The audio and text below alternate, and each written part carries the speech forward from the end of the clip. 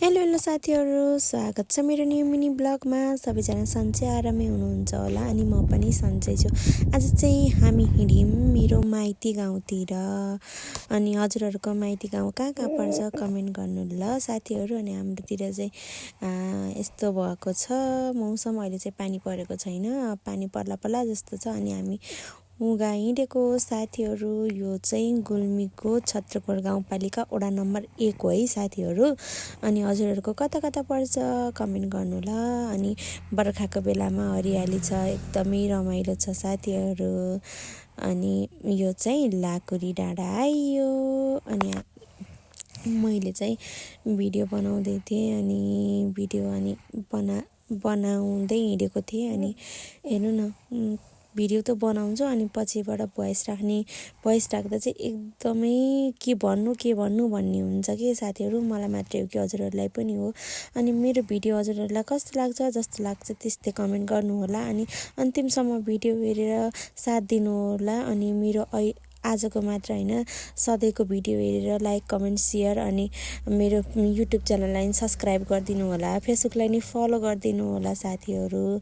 अनि हजुरहरूको साथ सपोर्टले नै मलाई अगाडि बढ्ने हौसला मिल्नेछ साथीहरू। अनि केही मिल्नेछ साथीहरू। अनि मलाई चाहिँ यो भिडियो बनाउँदाखेरि अनि पहिला भिडियो पोस्ट गर्दा कति भिडियो बनाएको भनेर अनि कस्तो नराम्रो पनि भन्नुभयो एक दुईजना मान्छेले। अनि मलाई साथ सपोर्ट दिने मेरो घरको फ्यामिली अनि मेरो हस्बेन्ड अनि मेरो यहाँ जेठानी दिदी हुनुहुन्छ, अनि उहाँले पनि दिनुभयो, मनिका दिदीले। अनि सबैले बनाउनुपर्छ अनि अगाडि बढ्नुपर्छ। यसबाट फेसबुकबाट मोनिटाइज भयो भने एकदमै राम्रो हुन्छ, आफूलाई पकेट खर्च भए पनि हुन्छ भनेर पनि भन्नुभयो साथीहरू। अनि मैले चाहिँ निरन्तरता दिँदै गएँ अनि मैले भिडियो बनाउँदै गएको छु साथीहरू। अनि हजुरहरूले मलाई साथ सपोर्ट अनि तिनी मान्छेहरूले जो मान्छेहरूले मलाई भनेको थियो नि, तिनीहरूलाई चाहिँ मैले फेसबुकबाट नै कमाएर देखाउने साह्रै रहर छ साथीहरू। अनि हजुरहरूले चाहिँ मलाई एकदमै सपोर्ट गर्नु पर्यो,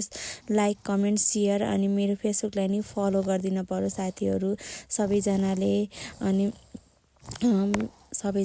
अनि हामी चाहिँ ठुटी पिपल आइयो साथीहरू। अनि हजुर कोलाई थाहा छ ठुटी पिपल भन्ने ठाउँ भन्नु है, कमेन्ट गर्नु ल साथीहरू। हजुरहरूलाई मेरो भिडियो कस्तो लाग्छ, जस्तो लाग्छ त्यस्तै कमेन्ट गर्नु होला। अनि कहाँदेखि यो भिडियो हेर्दै हुनुहुन्छ त्यो पनि कमेन्ट गर्नु होला साथीहरू। अनि उगामा माइत अनि उगामा घर अनि उगामा मामा घर हुने को हुनुहुन्छ त्यो पनि उहाँहरूले पनि कमेन्ट गर्नु है साथीहरू। अनि यो भिडियो को हुनुहुन्छ कमेन्ट गर्नु ल साथीहरू। अनि हजुरहरूको को जानुभएको छ त उगामा त्यो पनि कमेन्ट गर्नु है साथीहरू। हेर्नु कस्तो हरियाली छ एकदमै बर्खाको बेलामा। अनि हामी चाहिँ माथिल्लो बाटो लाग्यौँ, त्यहाँबाट माथिल्लो बाटो चाहिँ अप्ठ्यारो रहेछ साथीहरू, झन्नै चिप्लो नै रहेछ। अनि खाल्टा पनि परेको थियो बर्खाको बेलामा। यस्तै हो साथीहरू, गाउँतिरको बाटो अलि सतर्क अपनाएर हिँड्नु होला, बाटो कस्तो छ भनेर बुझेर मात्रै हिँड्नु होला साथीहरू। अति आवश्यकता परे मात्रै हिँड्नु होला, नत्र भने नहिँड्नु होला। कतिखेर पहिरो जान्छ, कतिखेर पानी आउँछ भन्ने थाहा नै हुँदैन नि त बर्खाको बेलामा। अनि हामी चाहिँ माथिल्लो बाटो गयौँ अनि तल्लो बाटो नि बनाउन थालेको रहेछ साथीहरू।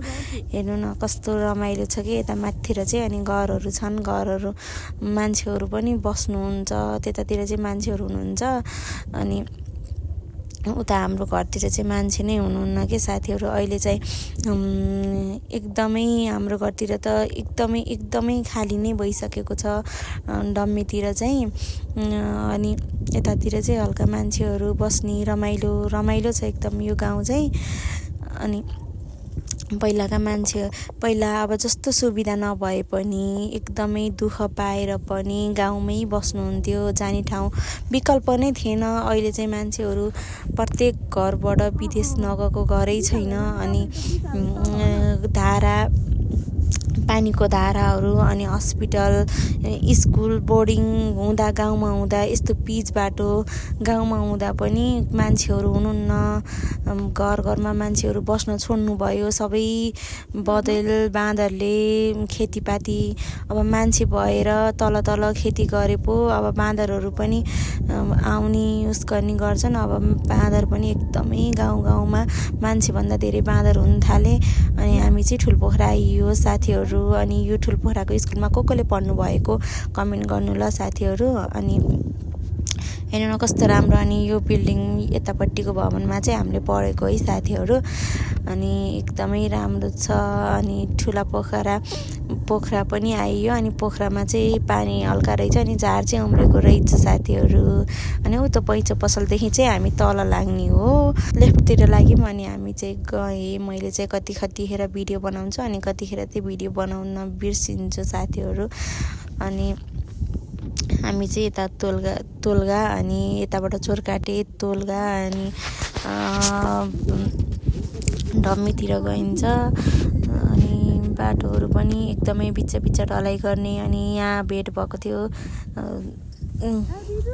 चिनेको मान्छेसँग भेट हुन्छ नि हाम्रो घर चाहिँ खाली हुन्छ है साथीहरू खाली छ घरहरू पनि एकदमै खाली छ अनि मैले चाहिँ भिडियो बनाउँछु सम्झिँदा बनाउँछु अनि बाटो चाहिँ एकदमै अप्ठ्यारो थियो कि अनि भिडियो हल्ले गर्छ मोबाइल अनि त्यही भएर अनि यहाँ चाहिँ ढलाइ गरेको बाटो छ अनि यो बाटोमा चाहिँ एकजना दाइले चाहिँ भिडियो बनाएर राख्नु भएको थियो कि यो बाटो चाहिँ यो ढलाइ गरेको चाहिँ कता जानलाई हो यहाँबाट बाटो त गएपछि बन्द भएछ कतातिर जाने हो जान पर्ने हो तोलगा जाने यता चाहिँ गएको छ भन्नुहुन्थ्यो अनि हुन चाहिँ त्यस्तै नै रहेछ अब बनाउँदै हुनुहुँदैछ अब बर्खा भएर होला अनि उताबाट चाहिँ तोलगा जाने हामी चाहिँ यता डम्मी जाँदैछौँ साथीहरू अनि म चाहिँ झर्छु अनि म यहाँ झरेर अनि तामा लिन जान्छु साथीहरू यो तामा यो हाम्रो चाहिँ यो घाँस काट्ने ठाउँ हो यो खल्सी भन्ने ठाउँमा मम्मी एकदमै के मम्मी यस्तो लाग्यो कि यो ठाउँमा जाँदा मम्मीले कतैबाट बोलाएर नानी घाँस लिन आयो भन्नुहुन्छ कि जस्तो लाग्यो अनि मम्मीले भन्नुभएको थियो कि पहिला नै हामीलाई देखाइदिनु भएको थियो यहाँ चाहिँ खानी तामाको बाँस छ है नानीहरू खाए भोलि पर्सि म मरेपछि पनि सम्झे खाए भन्नुहुन्थ्यो मम्मीलाई चाहिँ एकदमै मनपर्ने यो तामा अनि मैले तामा 2टा भाँचेर लिएर आएँ अनि हेर्नु न साथीहरू गाउँ त मान्छे कोही छैनन् हेर्नु न हामी 2 बहिनाले यो खन्यमको रुखमा एउटा पनि रहन दिन्थेनौँ अहिले चाहिँ खन्यमको रुखलाई त चिल्ले गराउँथ्यौँ हामीले त्यहाँ खन्यम खोज्न जाँदाखेरि आजलाई यति नै साथीहरू धन्यवाद।